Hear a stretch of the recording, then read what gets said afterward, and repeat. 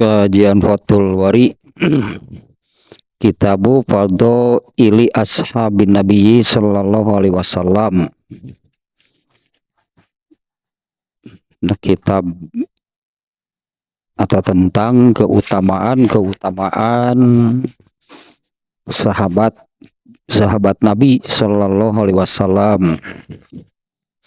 Masih bab ke-7 ya, tentang keutamaan Utsman bin Affan radhiyallahu anhu, sahabat urutan ketiga nih ya, sahabat paling utama, urutan ketiga setelah Abu Bakar dan Umar bin Khattab.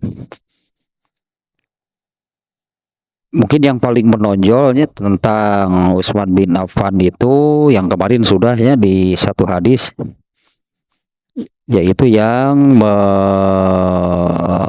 mewakafkan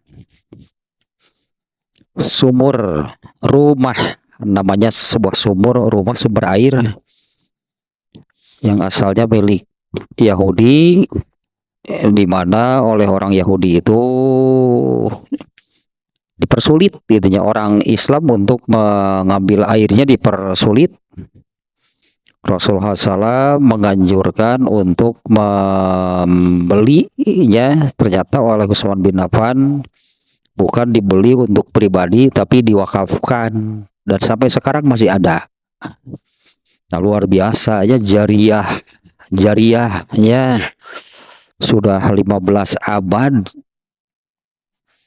Ya, itu yang terhitung lah itunya sejak diwakafkan sampai hari ini. Utsman bin Affan-nya sudah meninggal 15 abad yang lalu, jariyahnya sampai hari ini masih terus. Nah, ini ya apa namanya ya, sodakoh dalam arti umum. Sodakoh itu ya bisa infak, bisa wakaf ya, atau apapun bentuknya. Inilah sodakoh yang cerdas ya, sodakoh yang mendatangkan jariyah. Karena memang ada kan istilahnya sodakoh jariyah, berarti ada juga sodakoh yang tidak jariyah. Jadi sodakoh cerdas mungkin kita sebutannya ya, yaitu sodakoh jariyah. Satu yaitu membebaskan sumur atau sumber air, namanya rumah, bukan rumah bahasa Indonesia nya, nama sumber air tersebut rumah.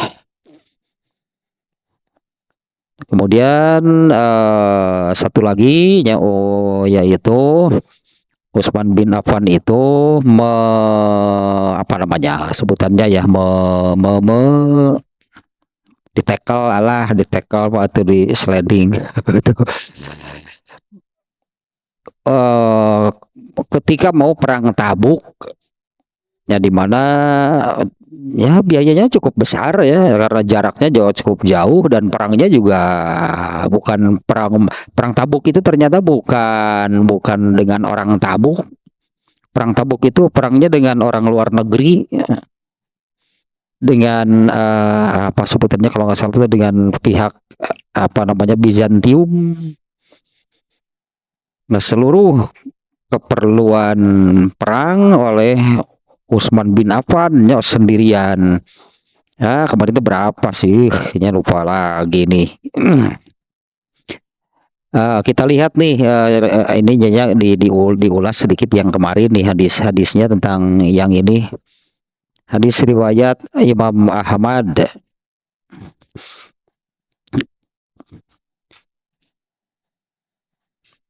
Nah, kemarin ini siapa nih? Satu tentang sumber air yang diwakafkan, kemudian membiayai lah sebutannya gitu ya, membiayai perang Tabuk sendirian sampai jumlah apa namanya armadanya, untanya 300 ekor, kemudian biayanya, untanya itu bukan hanya untanya tapi selengkapnya gitu ya, dengan pelananya, dengan tali kendalinya, Kemudian uangnya sebanyak 1.000 dinar, bukan dirham ya, uangnya sebanyak 1.000 dinar. Tentu itu pun jariahnya ya, jariahnya karena perang ini kan, perang yang perang Tabuk ini salah satu ya. Perang Tabuk ini salah satu perang yang Rasulullah ikut. Rasulullah SAW itu ikut ya.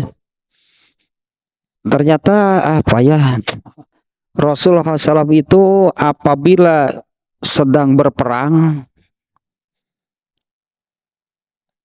kalau istilahnya sebutannya kan sabarnya, sabar nih ya, agak melebar-lebar gitulah sekarang ini ya. Ininya nih, Rasulullah itu ikut perang.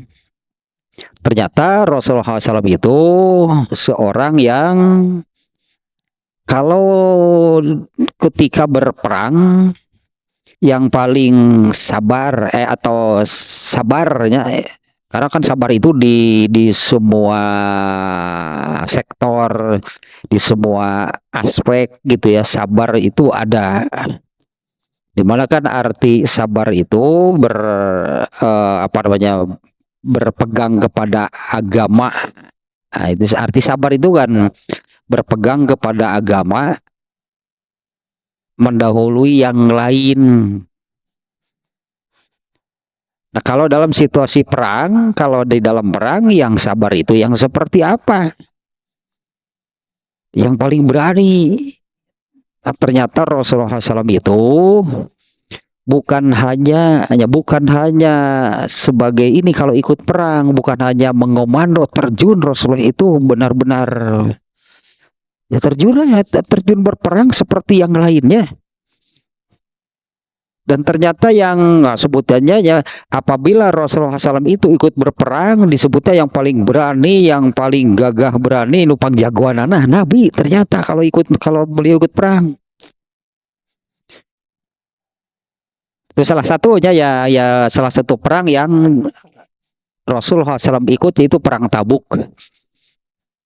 Nah, di mana kan perang yang dijalani oleh Rasulullah SAW dan para sahabat itu menjalani dan menjaga menjalaninya. Jadi perangnya itu karena apa gitu kan? Perangnya itu karena apa? Tahu kenapa Rasulullah SAW dan para sahabat itu berperang?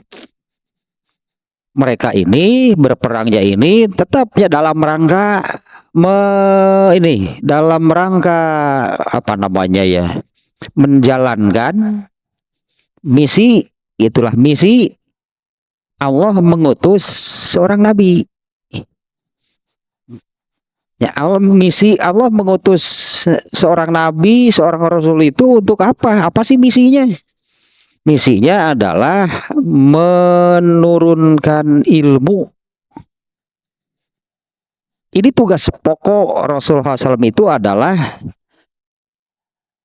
menyebarkan ilmu, tabligh dan dakwah, menyampaikan dan mengajak ya orang itu ke dalam ilmu, yaitu Islam.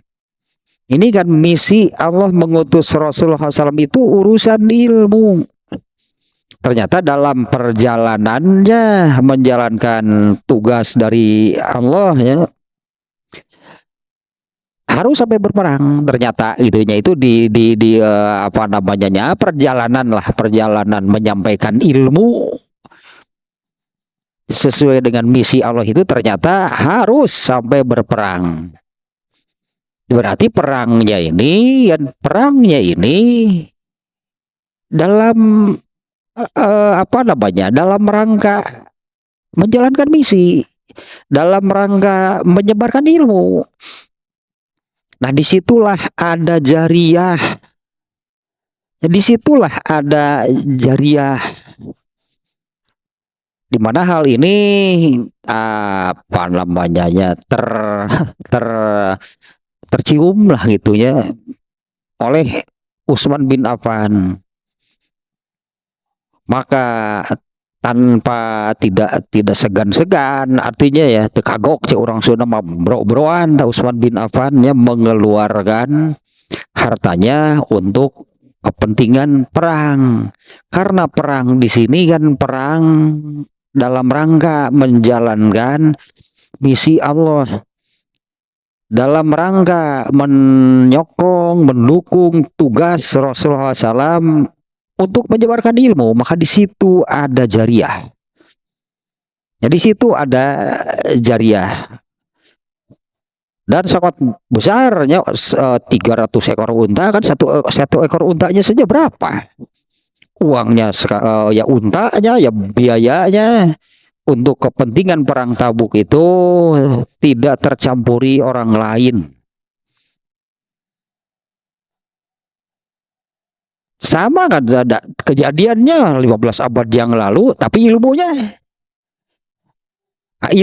gitu ya, ilmunya yang diantaranya itu penyebaran ilmu itu ya didukung lah, kejadian perang itu kan mendukung menegakkan ilmu. Jariahnya berarti sangat luar biasa hanya Utsman bin Affan. Dan terkait perang Tabuk, ini agak lebar-lebar lah tadi saya katakannya. Perang Tabuk itu menjelang Ramadan, bulan apa namanya, berarti bulan Sya'ban ya. Bulan Sya'ban itu menjelang bulan Ramadan. Di antaranya ada terkait hal tersebut, Rasulullah SAW itu setelah pulang dari perang Tabuk, kita ini selesai berjihad. Ya, perangnya menang ya, karena nggak pernah kalah kan, Rasulullah dan para sahabat nggak pernah kalah. Perangnya menang, tapi kemudian Rasulullah menyabdakan bahwa kita ini selesai berjihad dan akan menghadapi jihad yang lebih besar, yaitu jihad melawan diri sendiri ketika mau menghadapi bulan Ramadan.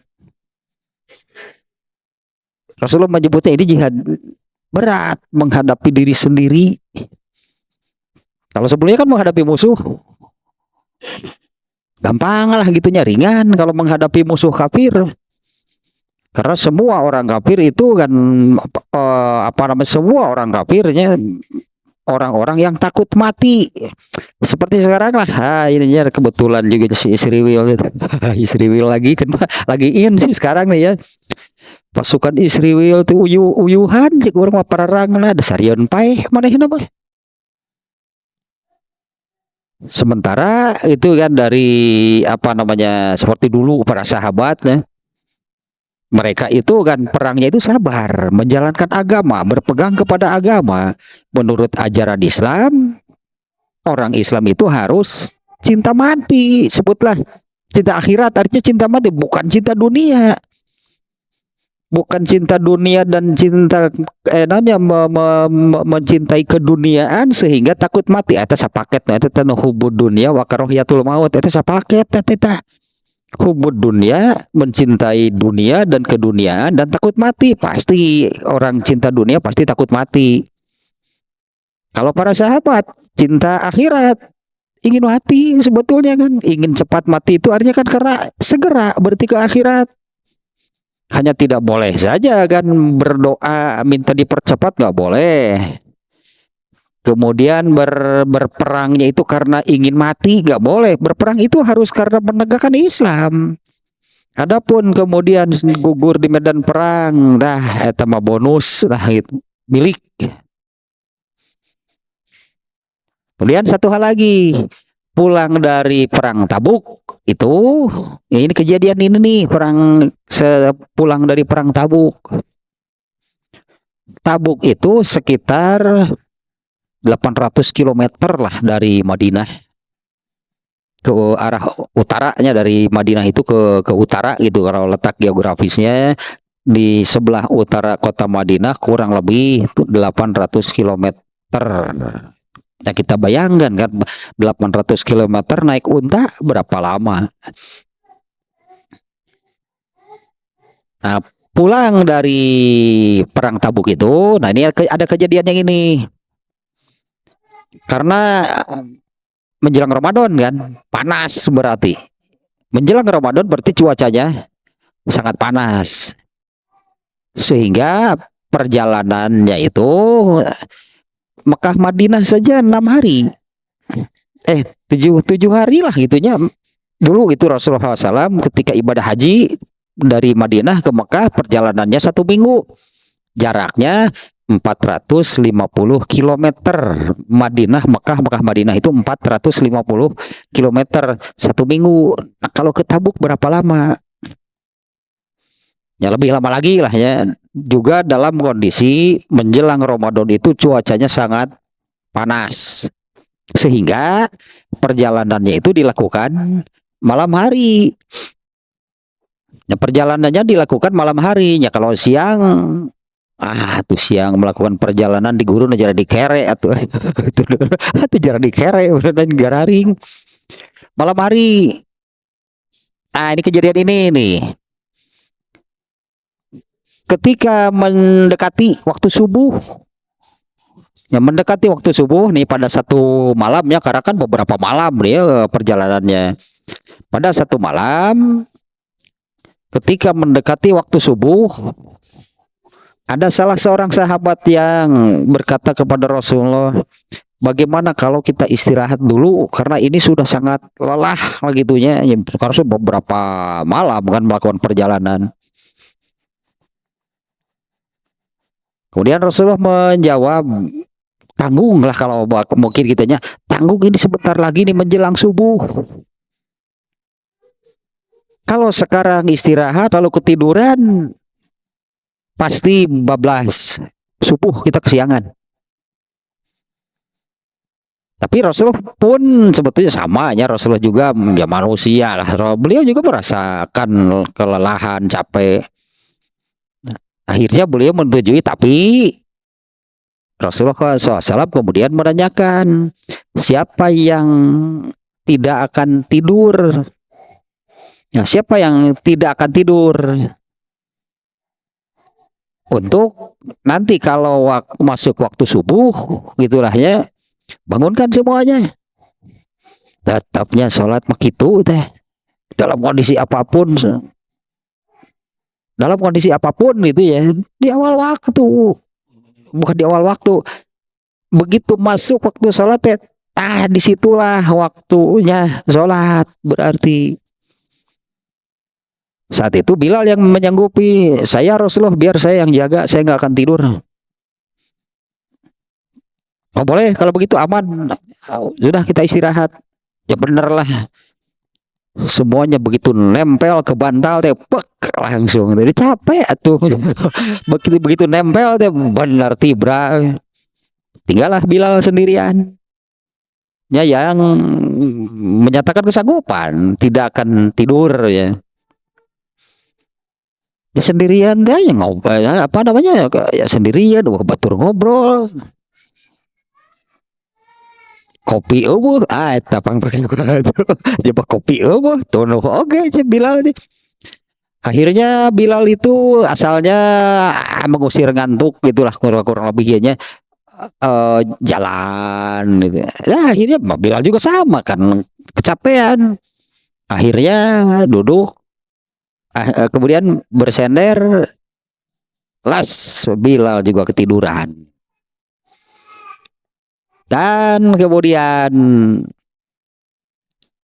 yang paling dulu bangun itu Rasulullah SAW. Itu pun karena sudah terasa panas, sudah kena matahari. Jam berapa kira-kira? Ya jam 8-an mulanya, jam 8 setengah 8, jam 7 mah berengenah we haneut asa moyan bari dina ngimpi ge gitu. Dina ngimpi itu ka da segenah ge dina ngimpi teh moyan, padahal asli itu teh sudah kepanasan ya. Rasulullah yang paling dulu bangun itu pun bangunnya karena sudah terasa panas itu oleh apa namanya sinar matahari. Begitu Rasulullah bangun, yang pertama dibangunkan oleh beliau itu adalah Bilal. Dibangunkan oleh Bilal, bagaimana kamu katanya sanggup tidak tidur? Bilal meminta maaf. Wah Rasulullah ternyata punten teu kahaja, gitulah pasti jawab nanti. Punten teu kahaja. Nah, ternyata Rasulullah paham ya. Rasulullah paham. Kemudian Rasulullah membacakan ayat kepada Bilal bahwa tidur itu bukan manusia yang melakukannya. Ya, tidur itu bukan manusia yang melakukannya, tapi tidur itu adalah Allah mencabut, Allah mengambil ruh.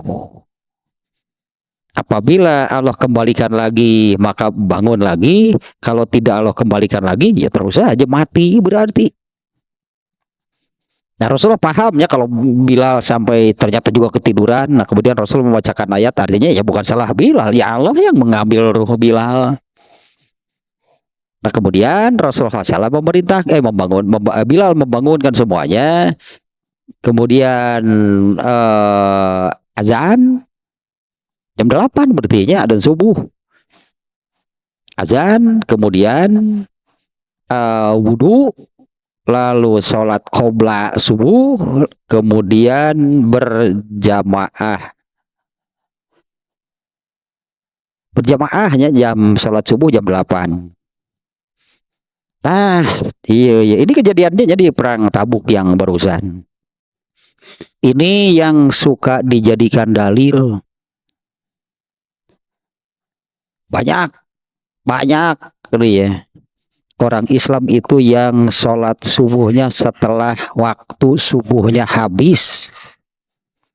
Waktu subuh habisnya waktu subuh itu syuruk ya, syuruk. Di kalender juga ada syuruk. Di kalender yang ada jadwal sholatnya ada syuruk. Nah, itu akhir waktu subuh. Banyak orang Islam itu yang sholat subuhnya itu sudah habis waktunya. Alasannya Rasulullah juga pernah.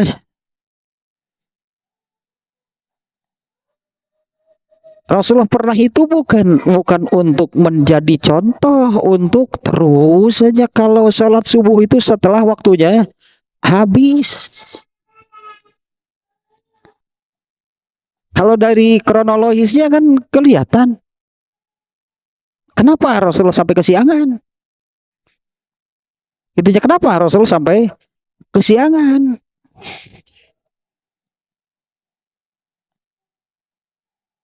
Dan hanya satu kali, lain unggal poe. Tiap hari itu bangunnya itu setelah habis waktu subuh. Ya pastilah sholatnya sendirian di rumah. Kalau barusan kan Rasulullah berjamaah kan? Berjamaah gitu kan, sholat subuhnya berjamaah karena semuanya kesiangan dengan alasan seperti yang tadi lah gitu ya. Pulang dari perang yang jihad besar sebetulnya kan, berperang ya, dengan kondisi yang kecapean, keletihan yang amat sangat, itulah sampai para sahabat kan tadi usul gitu ya, kami sudah tidak kuat lah nggak itu ya, mau istirahat. Nah, ini yang suka dijadikan dalil. Kitu deui unggal poe teh, dan Nabi oge pernah. Besoknya kesiangan, dan Nabi dia pernah. Apa untuk itu Nabi ada Nabi juga kan bukan sengaja kan? Kok mau gitu malam hari nanti begadang berita jelas acaranya ge begadang teh ting naon mun jihad mah pogo. Ya begadang gitu teh nepi ka jam 3 unggal puting. Ini pastilah subuh kesiangan. Jadi hadis ini bukan pembenaran untuk katakanlah terus menerus ya. Untuk terus menerus itu bangun kesiangan, sholat subuhnya setelah habis waktu subuh. Setelah habisnya waktu subuhnya sudah lewat.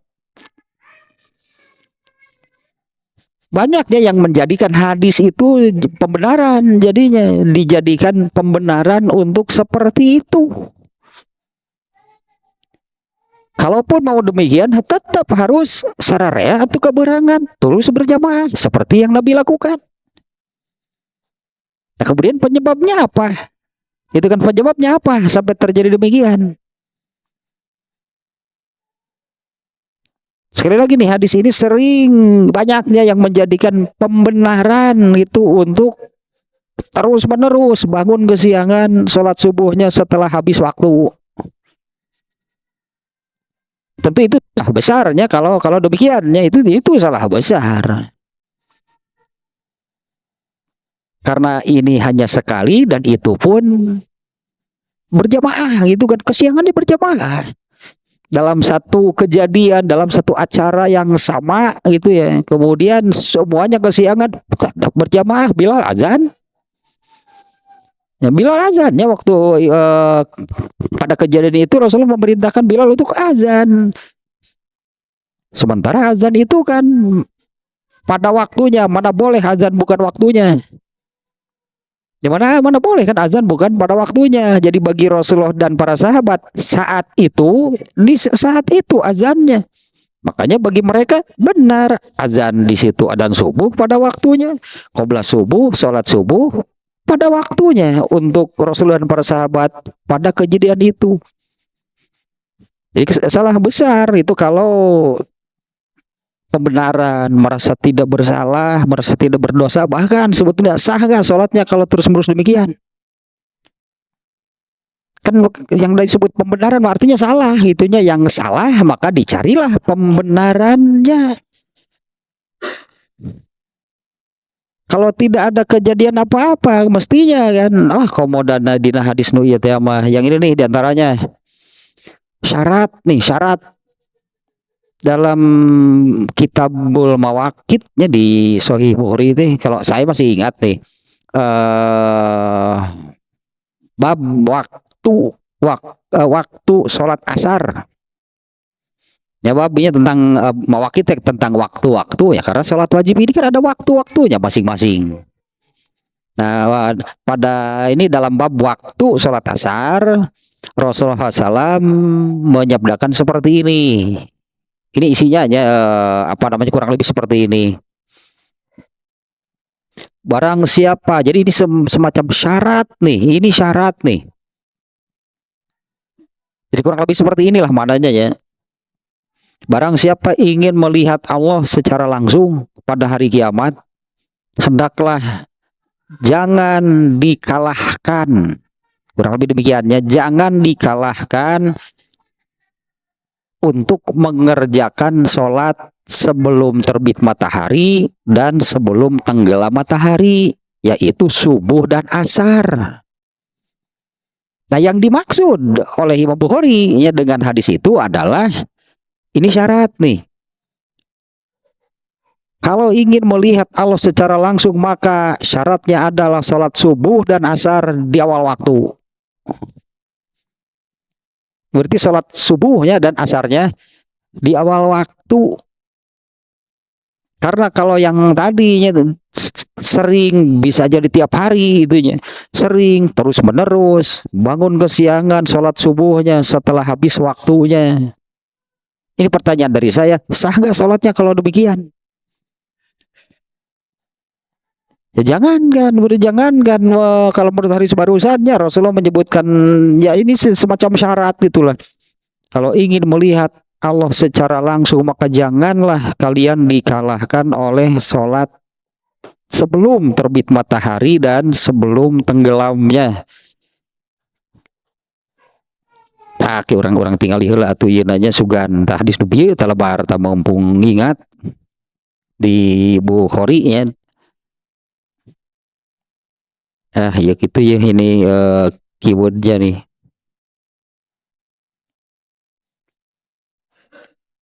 Bener nih, ya hadisnya ya, ini riwayat Bukhari ya. Fadlu sholatil asri. Imam Bukhari nya judulnya demikian, keutamaan sholat asar, ya terjemahna we ya. Pada satu malam, ini dari Jabir bin Abdullah, pada suatu malam kami pernah bersama Nabi Shallallahu Alaihi Wasallam. Beliau pada satu malamnya kami pernah bersama Nabi SAW. Beliau melihat ke arah bulan purnama. Kemudian beliau bersabda, sesungguhnya kalian akan melihat Allah sebagaimana kalian melihat bulan purnama pada malam ini. Artinya melihat secara langsung ya Allah, wujud Allah secara langsung, melihat wujud Allah secara langsung.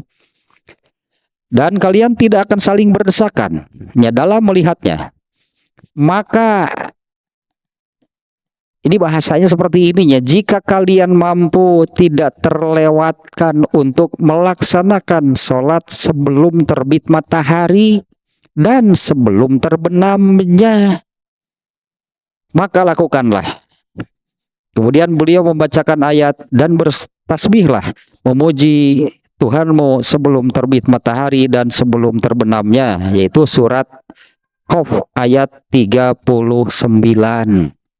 Nah ini ya yang saya ingatnya ada waktu pembahasan bab tersebut. Nah, inilah keutamaan sholat asar, ya subuhnya asar dan subuh di awal waktu. Jadi semacam syarat jadi dari redaksi barusan. Seolah-olah kalian nanti akan melihat Tuhan kalian seperti kalian melihat bulan purnama pada malam ini. Tapi nah inilah syaratnya.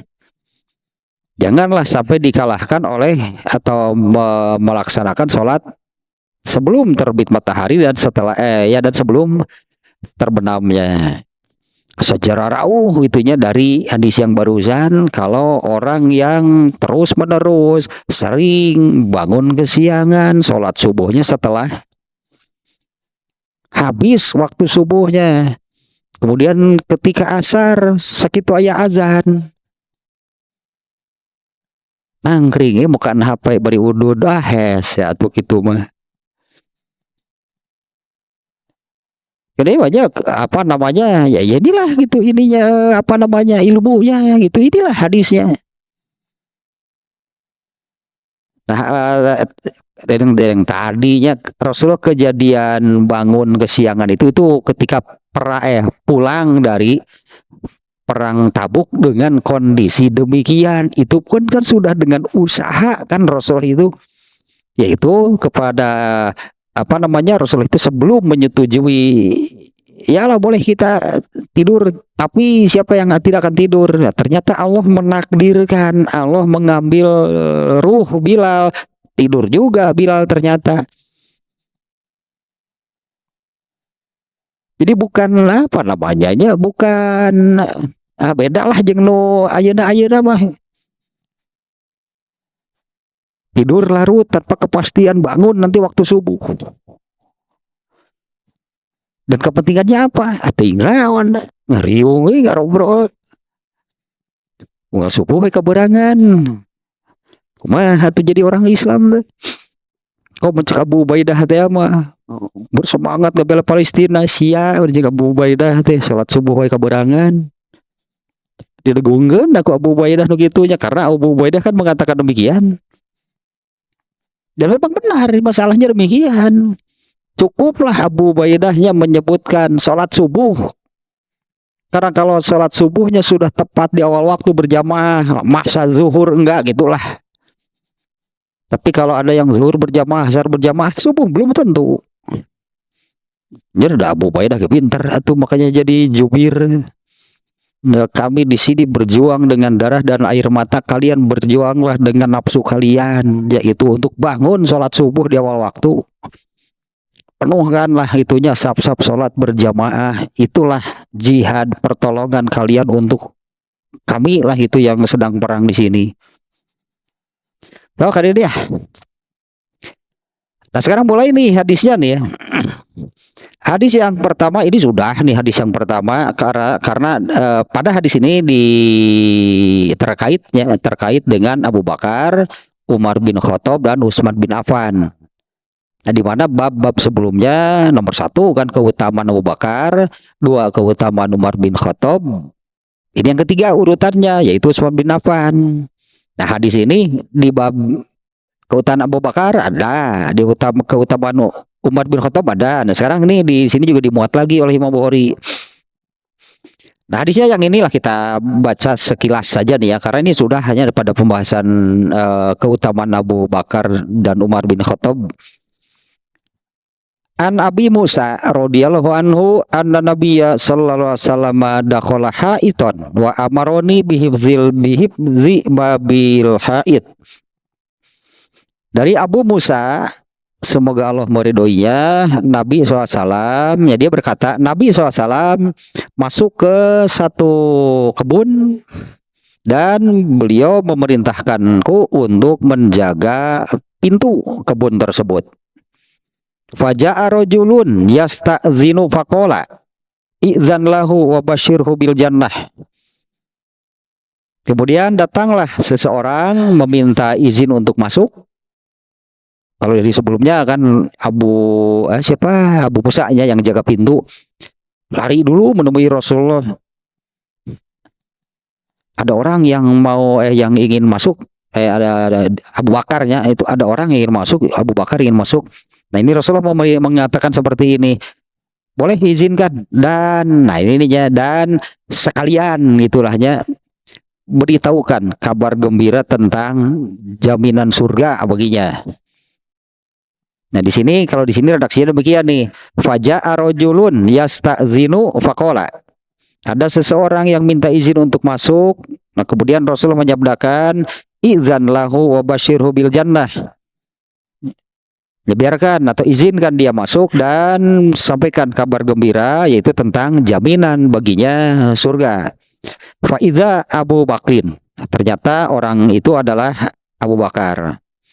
Summa jaa akharu yasta'zinu. Kemudian datang lagi satu orang yang minta izin untuk masuk. Faqala, kemudian Rasulullah SAW bersabda, izan lahu wa basyirhu bil jannah. Sama aja dengan yang pertama, Rasulullah mengatakan demikian.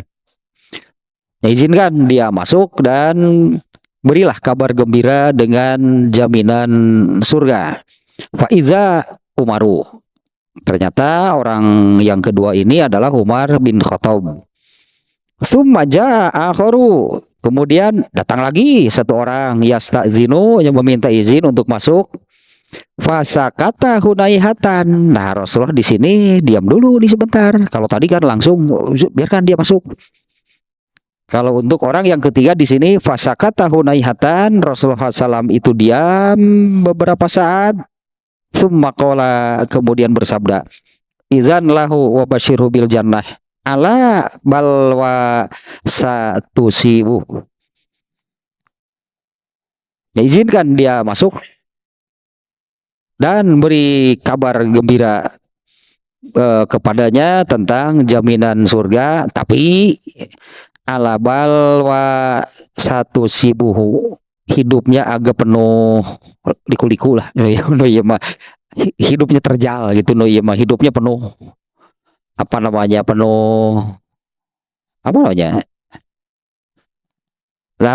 perjuangannya rada berat lah.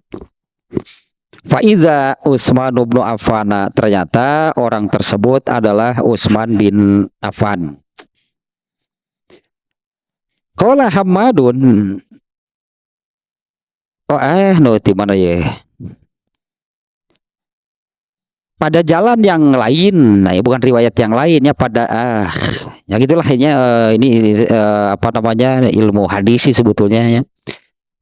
Bukan pada riwayat yang lain ini, pada jalan yang lain hadis ini Abu Musa sama dengan yang sebelumnya, hanya ada tambahan anna nabiyya sallallahu alaihi wasallam kana qa'idan fi makanin fihi ma'un. Menurut jalan yang lain,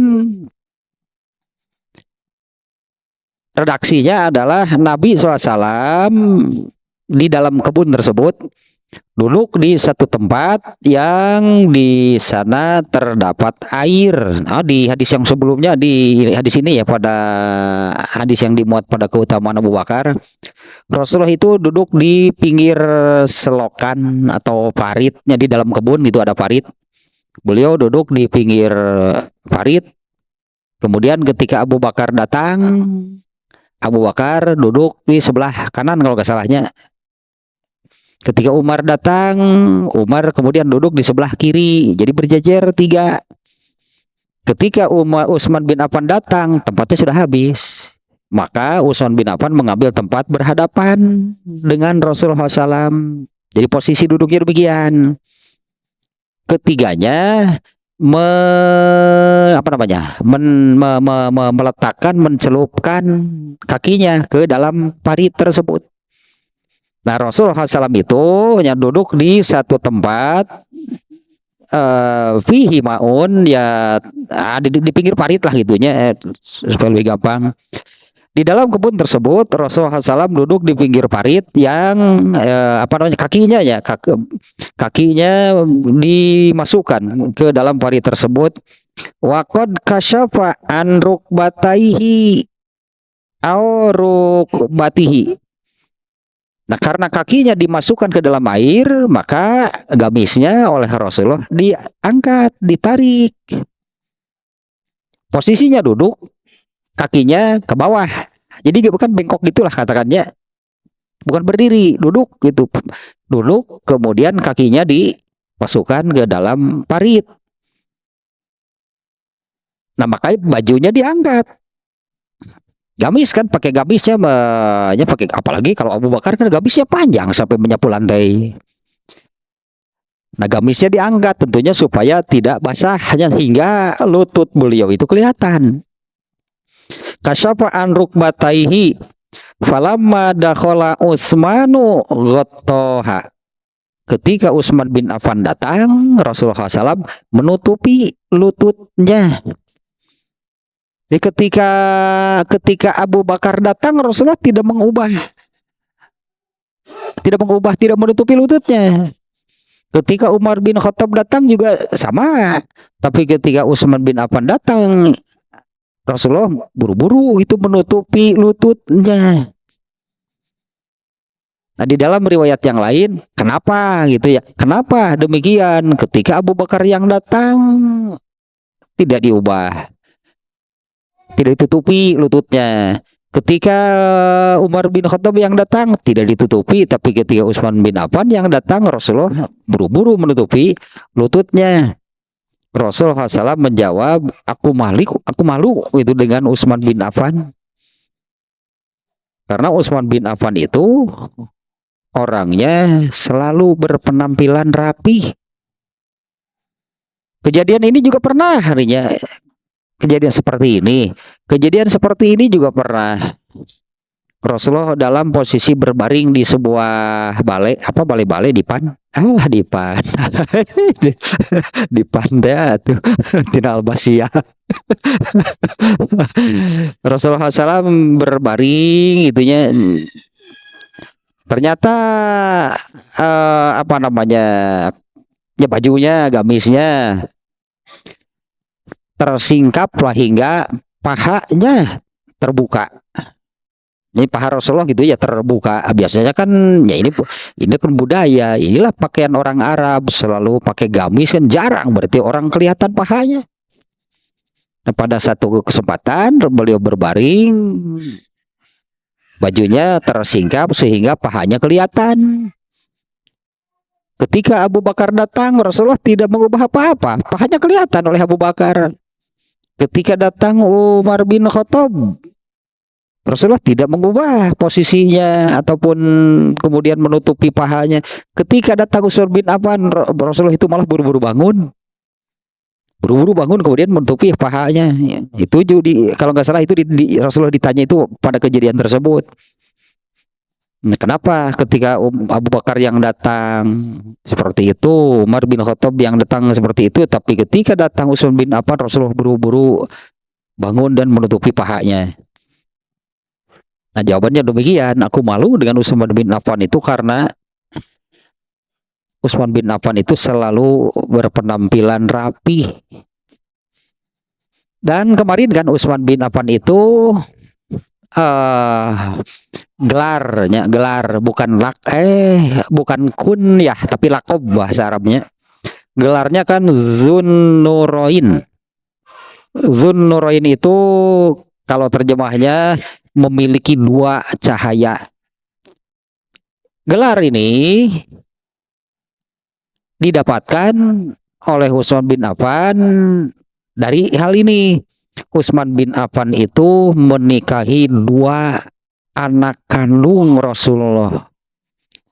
anggaplah hayang hiji hese itulah nu daratang ingin menikah dengan anak Nabi emang gampang. Contohnya ini Fatimah sebelum menikah dengan Ali bin Abi Thalib baris sebutlah puluhan laki-laki yang ingin, karena ini anak Rasulullah biar bagaimanapun. Utsman bin Affan dua menikah dengan dua putri kandung Rasulullah SAW, tapi bukan dalam satu waktunya karena itu kan haram. Menikah dengan Ummu Kulsum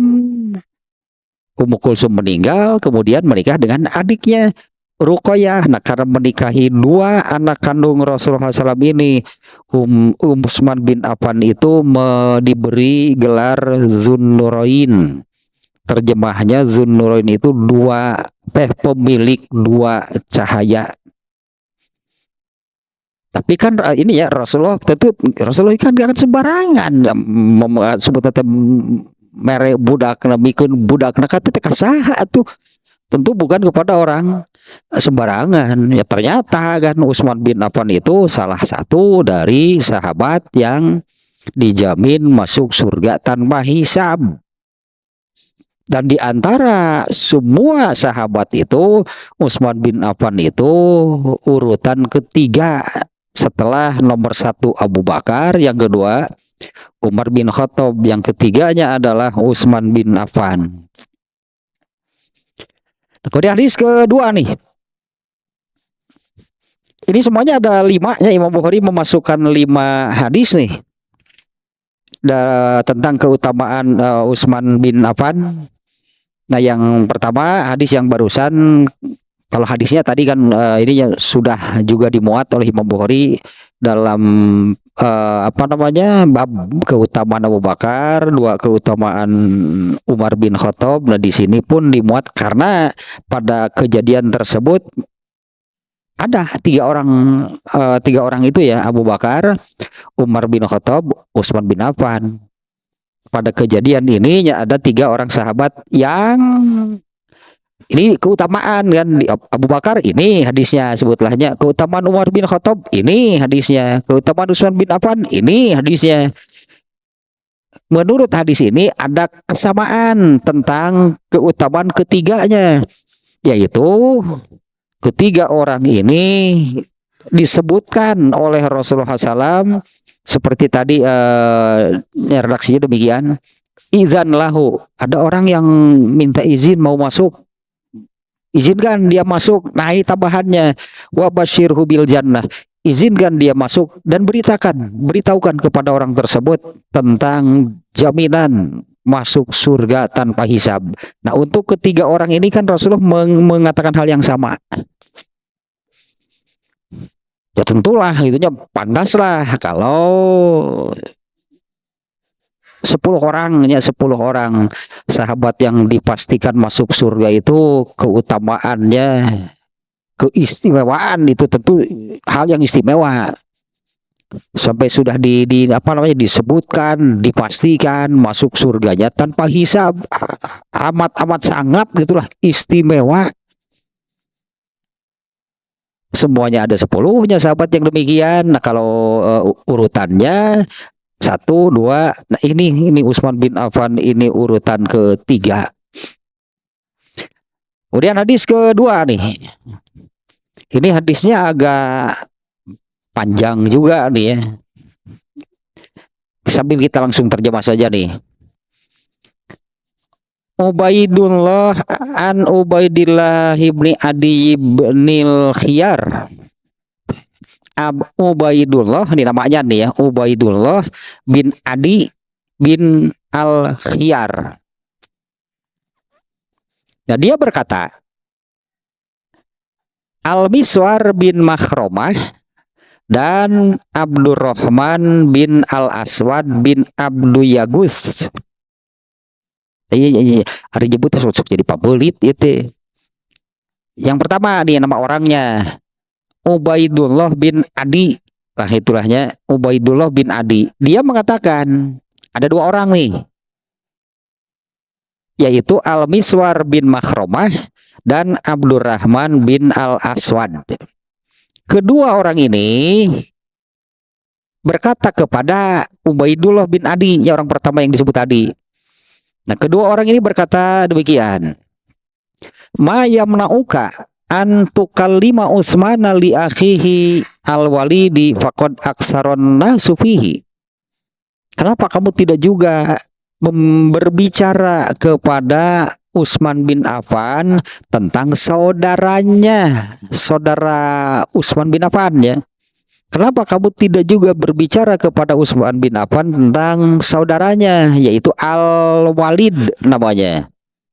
Faqad aksaron nasu fihi, sudah banyak, semakin banyak nih, semakin ramai, semakin banyak orang-orang membicarakannya, membicarakan Al-Walid ya. Ini ketika Utsman bin Affan menjadi khalifah. Nah, tentu ada apa nih orang-orang membicarakan Al-Walid dan harus mengadukan itulahnya, membicarakan mengadukannya kepada Utsman bin Affan. Faqasaddu li Utsmana hatta kharaja ila sholati. Nah, kata Ubaidullah bin Adi-nya, dua orang tadi mengatakan demikian, kenapa kamu tidak segera juga membicarakan tentang Al-Walid kepada Utsman bin Affan? Nah, setelah kedua orang itu berkata demikian, faqasaddu li Utsmana hatta kharaja ila sholat.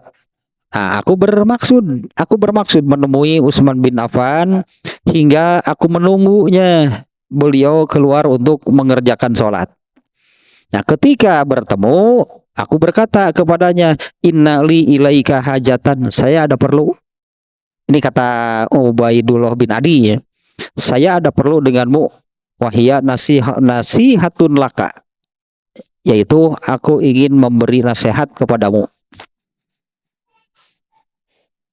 Qala, kemudian Utsman bin Affan berkata, ya ayuhal mar'u minka. Qala ma'marun urahu qala a'udzubillahi minka. Mendengar demikian, ini Utsman bin Affan ketika menjadi khalifah nih ya. Kejadian ini itu ketika Utsman bin Affan menjadi khalifah. Utsman bin Affan mengatakan ya, tadi Ubaidullah bin Adi mengatakan saya mau bicara sebentar. Nah, itulah mungkin ya terjemah bebasnya. Saya ada perlu, saya mau bicara sebentar. Saya mau menyampaikan sesuatu. Utsman bin Affan mengatakan, ya ayyuhal mar'u, wahai seseorang. Kalau menurut Ma'mar, Utsman bin Affan itu mengatakan, aku berlindung kepada Allah dari orang seperti kamu. Fansorobtu faroja'tu ilaihima. Nah, saat itu Utsman bin Affan tidak melayani. Ya, kemudian aku pergi, kata Ubaidullah bin Adi. Kemudian aku pergi meninggalkan Utsman bin Affan. Faroja'tu ilaihima, aku temui dua orang yang menganjurkan tadi untuk berbicara kepada Utsman bin Affan. Kemudian aku Utsman bin Affannya tidak mau katakan atau tidak melayani. Kemudian aku pergi, lalu aku kembali menemui dua orang tadinya, yaitu Al-Miswar bin Makhramah dan Abdurrahman bin Al-Aswad. Iz ja'a rasulu Utsmana. Kemudian itu datanglah utusan atau orang yang diperintah oleh Utsman bin Affan. Fa'ataituhu, kemudian aku mendatanginya. Faqala, kemudian dia berkata, ma nasihatuka. Nah, karena orang tadinya siapa tadi? Ubaidullah bin Adi kepada Utsman bin Affan itu, inna li ilaika hajatan wahya nasihatun laka. Saya ada perlu, yaitu saya ingin menyampaikan nasihat. Aduh, nasihat di sini bukan nasihat bahasa Indonesia sih. Menyampaikan satu kebenaran lah, itulah. Menyampaikan suatu kebenaran. Kalau agak melebar sedikit nih ya, di dalam Kitabul Iman di Sahih Bukhari sendiri ya, ada nasihat. Rasulullah itu ditanya, Rasulullah itu nasihatnya bahasa, tapi nasihatnya nasihat bahasa Arab ya. Rasulullah nasihat itu untuk siapa? Nasihat itu untuk diri sendiri, untuk sesama muslim, untuk pemimpin, untuk Allah, untuk Rasul, untuk Rasulnya, untuk Allah. Kan maknanya seolah-olah, masa sih kita menyampaikan nasihat kepada Rasulullah? Masa sih kepada Allah bahkan? Nah, makna nasihat itu adalah kebenaran. Itulah akhirnya Rasulullah ditanya, Rasulullah itu nasihat itu untuk siapa? Untuk kamu sendiri, untuk sesama orang, untuk saudaramu sesama muslim, untuk pemimpin, untuk Allah, untuk Rasulnya, untuk Allah. Nah, begitulah hanya makna nasihat di sini adalah kebenaran lah intinya ya. Saya tadinya Ubaidullah bin Adi mengatakan demikian. Saya ada perlu, saya ingin bicara, saya ingin menyampaikan suatu kebenaran itu maknanya demikian ya. Nah, ternyata Utsman bin Affan saat itu ya tidak melayaninya sehingga Ubaidullah bin Adi ya sudah pergi lalu menemui dua orang yang memerintahkannya tadi. Izja'a Rasulu Utsmana. Nah, kemudian datanglah utusan Utsman bin Affan, lalu aku menemuinya. Kemudian dia mengatakan, mana sehatuka? Apa nih kebenaran apa gitu yang akan engkau sampaikan? Qultu, maka aku katakan, innallaha subhanahu ba'asa Muhammadan bilhaq. Ini menyampaikan ini dulu dia. Innallaha subhanahu ba'asa Muhammadan bilhaq. Sesungguhnya Allah telah mengutus Muhammad sallallahu alaihi wasallam dengan al-haq. Satu nih apa namanya? Mukadimah gitu. Belum menyampaikan maksud nih, baru mukadimahnya seperti ini.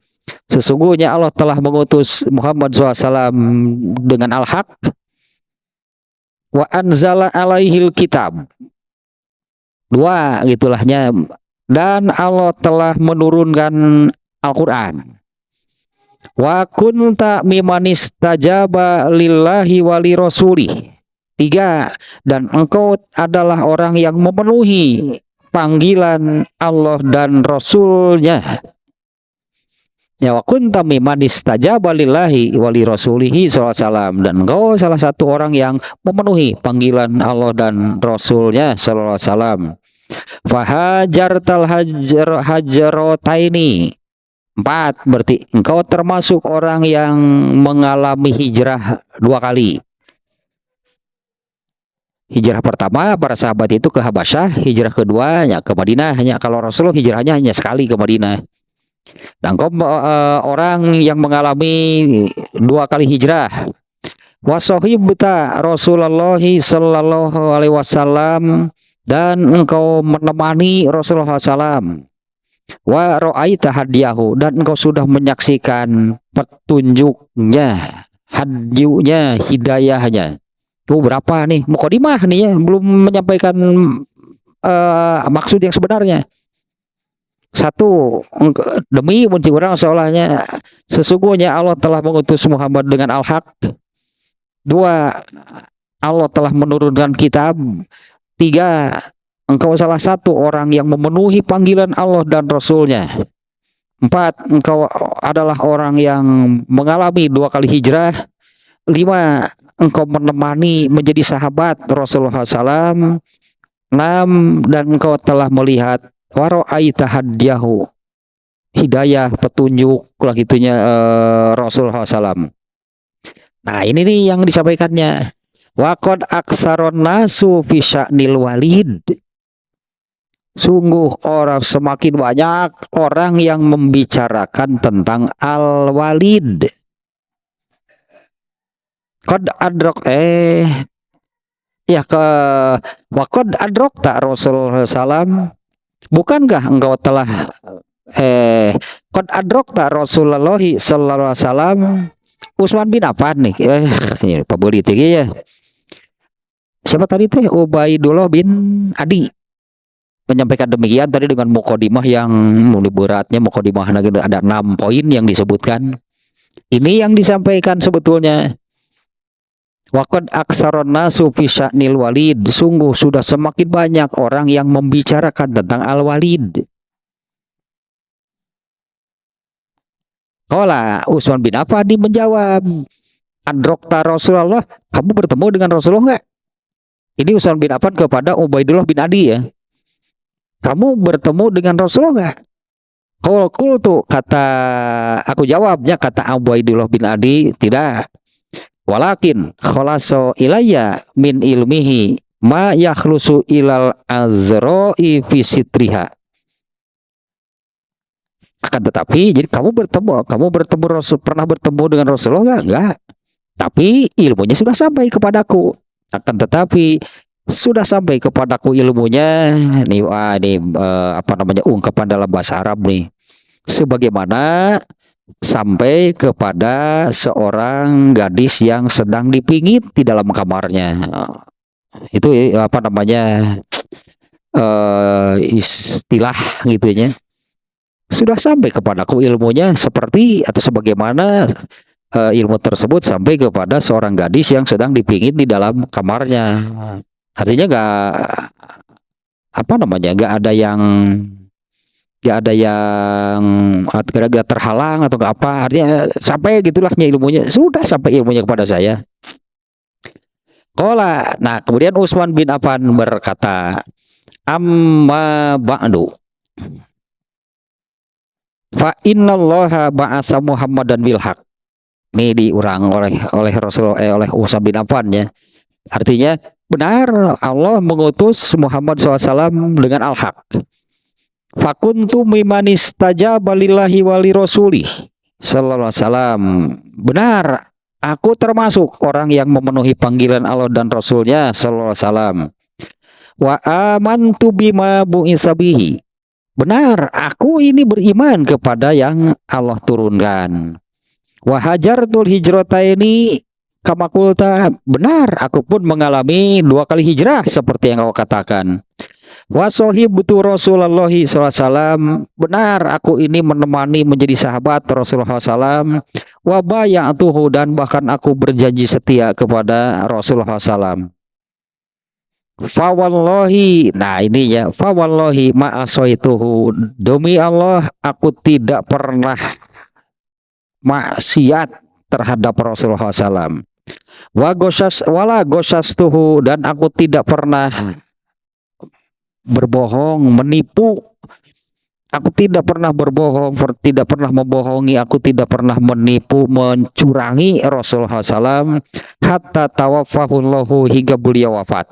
Ya itu kan Imam Utsman bin Affan, tentunya masa sih Utsman bin Affan maksiat? Masa Utsman bin Affan membohongi, menipu Rasulullah SAW? Tapi ini yang diungkapkan oleh Utsman bin Affan ya, demi Allah aku ini tidak pernah berbuat maksiat terhadap Rasulullah SAW dan tidak pernah membohongi atau menipunya hingga beliau wafat. Summa Abu Bakrin mislahu.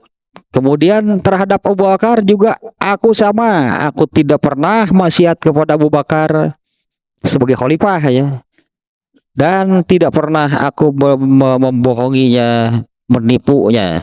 Summa Umaru mislahu. Kemudian di zaman Umar bin Khattab aku juga demikian, tidak pernah maksiat dan tidak pernah membohongi serta menipunya. Summastukhliftu, kemudian aku diangkat jadi khalifah. Ini kisahnya panjang sebetulnya nih, ini waktunya nih. Kemudian aku diangkat menjadi khalifah. Afalaisa li minal haqqi mislul ladzilahum. Apakah aku tidak punya hak seperti yang dimiliki oleh mereka? Rasulullah SAW, Abu Bakar, dan Umar bin Khattab. Artinya aku khalifah, dulu aku tidak pernah maksiat dan berbohong, menipu Rasulullah SAW, Abu Bakar, dan Umar bin Khattab. Sekarang aku khalifah, apa aku tidak berhak untuk mendapatkan seperti yang mereka dapatkan? Artinya kalian jangan maksiat kepada aku, jangan menipu. Dulu aku terhadap Rasulullah, Abu Bakar, dan Umar seperti itu. Nah, apa aku tidak berhak untuk mendapatkan hal itu seperti yang didapatkan oleh Rasulullah SAW, Abu Bakar, dan Umar bin Khattab? Ubaidullah bin Adi menjawab, benar. Artinya Utsman bin Affan sebagai khalifah, hanya orang lain itu berarti ya tidak boleh berbuat maksiat, sebetulnya maksiat terhadap khalifah, menipu, membohonginya. Nah, apa aku tidak berhak untuk mendapatkan seperti yang mereka dapatkan? Qala bala, tentu saja. Qala fama hazil ahadisul lati tabluguni ankum. Nah, kalau begitu sekarang apa nih, ada berita apa gitunya yang sampai kepada ke telingaku, ini ada apa?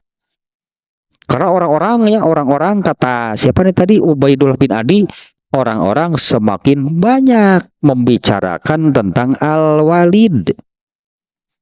Ini maksudnya melaporkan Al-Walid kepada Utsman bin Affan. Nah, Utsman bin Affan ini mengatakan demikian ya. Ini ada pembicaraan, omongan dan isu desas-desus. Nah, apa sih gitunya yang ini yang sampai ke telingaku? Amma ma zakarta min sya'nil Walid. Adapun yang kalian bicarakan tentang Al-Walid, ya amma ma zakarta min sya'nil Walid, adapun yang kamu katakan tentang keadaan Al-Walid, fasana khuzufihi bil haq, insyaallah saya akan menegakkan al-haq. Saya akan menegakkan al-haqnya tentang Al-Walid. Sumada'a Aliyan, kemudian Utsman bin Affan memanggil Ali bin Abu Thalib, fa amarohu an yajlida fajaladahu samanin. Kemudian Ali bin Abu Thalib mencambuk Al-Walid sebanyak 80 kali. Iya, hadisnya gitu tanya. Nah, Al-Walid itu siapa? Sampai dilaporkan itu kan kepada Utsman bin Affan sebagai khalifah. Al-Walid itu, aduh, ini udah waktunya pemirsa, itu udah lumayan panjang nih, tapi itu baru ya, kalau nggak dibaca redaksi hadisnya juga gimana tadinya, makanya saya baca lahnya hadisnya kurang lebih demikian. Yang intinya kan Ubaidullah bin Adi, yang ini yang diperintah oleh orang-orang, karena Ubaidullah bin Adi ini saudaranya Utsman bin Affan, seibu beda ayah. Tanya ya teh, Ubaidullah bin Adi itu saudara laki-laki Utsman bin Affan, satu ibu beda ayah lah gitunya. Makanya orang-orang tadi diwakili oleh dua orang lah, Al-Miswar bin Makhromah dan Abdurrahman bin Al-Aswad, dan mendatangi Ubaidullah bin Adi untuk coba bicara itu sama Utsman bin Affan. Ini suara nih di luar ini sudah sangat ramai lah membicarakan tentang Al-Walid bin Al-Mughirah. Bukan bin Al-Mughirah, itu Al-Walid bin Uqbah bin Abi Mu'ad namanya. Nah, bersambung lah dia bersambung nih ya penjelasannya nih ya, tentang ini nih, tentang hadis ini nih ya. Nah, di mana di sini nampak nantinya bahwa inilah keutamaan Utsman bin Affan yang benang merahnya sama dengan Abu Bakar, dengan Umar bin Khattab, yaitu mereka ini orang-orang terdepan itulahnya dalam beriman, keteguhan imannya, kemudian dalam berpegang teguh dan kesungguhannya dalam beragama. Kemarin kan dalam bab keutamaan Umar bin Khattab itu kan salah satu hal yang menonjol dari Umar bin Khattab. Kata Ibnu Umar, setelah Rasulullah SAW tidak ada, aku tidak menemukan orang yang lebih bersungguh-sungguh dalam beragama dibandingkan dengan Umar bin Khattab. Kunci, berarti itu adalah kunci, berarti salah satu kunci hingga mereka itu memiliki keistimewaan, keutamaan seperti ini, hingga menjadi orang-orang yang masuk surga tanpa hisab. Itu adalah tentang kesungguhan dalam beragama. Itu semuanya dimiliki ya, termasuk di hadis ini juga kelihatan nanti kesungguhan Utsman bin Affan ya dalam beragama dari kasus yang tadi lah itunya ada masalah, berarti nih ada masalah nih ketika Utsman bin Affan sebagai khalifah.